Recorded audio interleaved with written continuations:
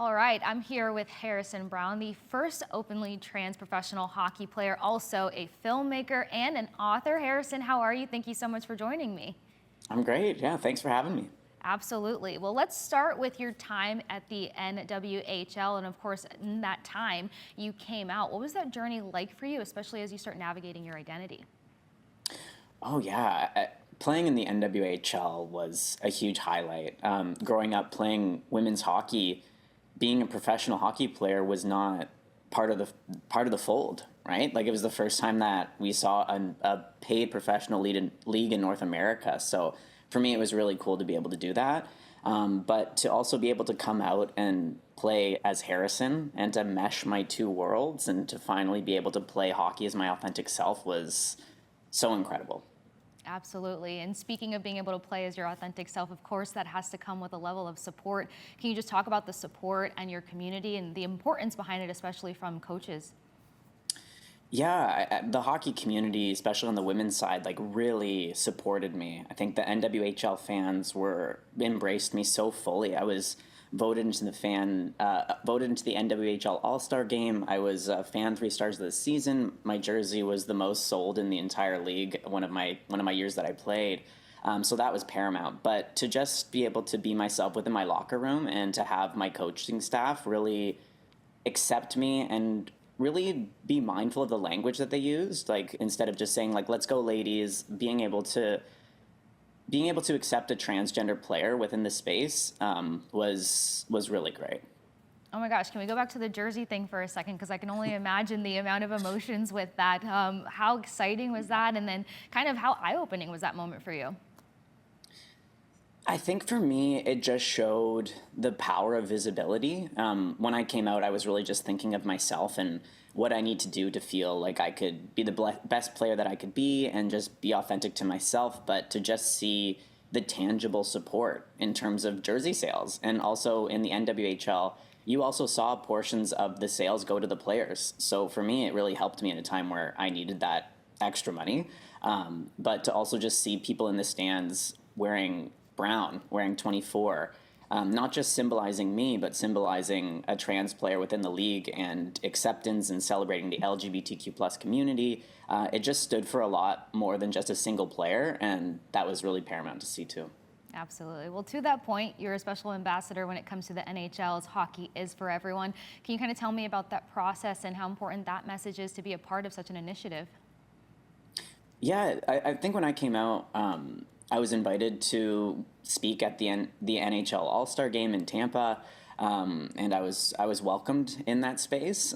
So that was really incredible. And obviously, hockey is my first love.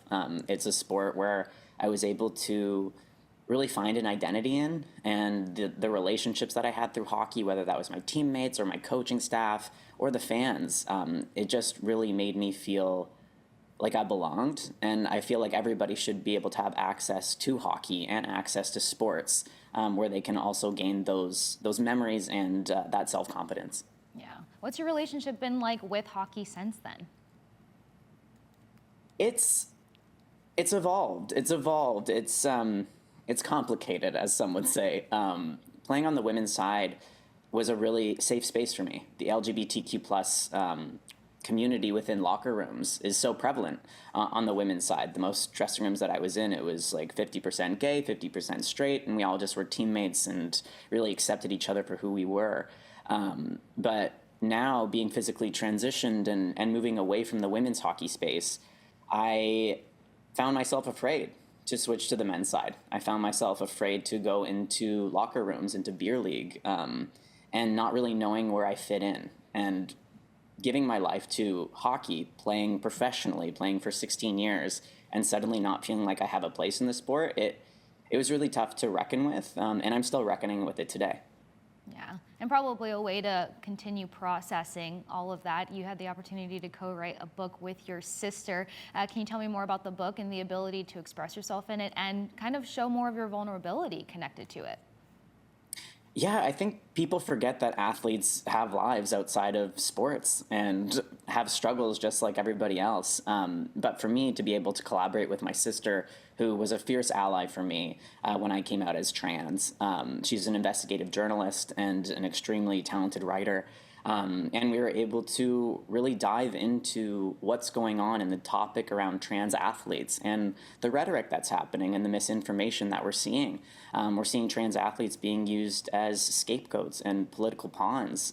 So we really wanted to find a way to get after this conversation that's become so polarized and really humanize this community that's being targeted and really get down to the ethos of sport and what is sport, and feeling like it's a place where people can grow.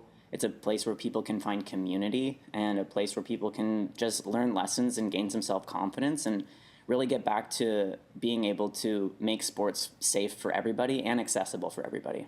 Absolutely.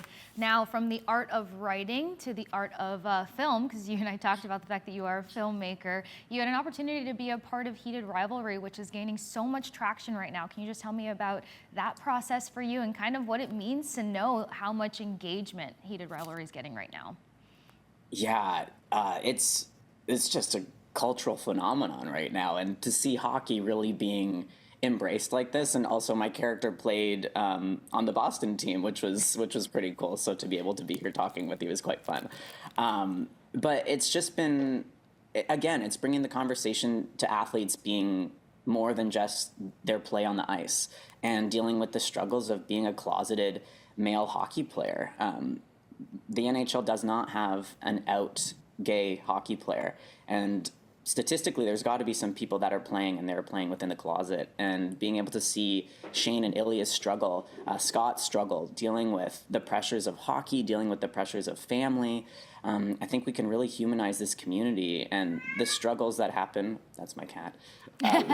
It's Dottie. The struggles that happen when you have to hide your authentic self. Yeah.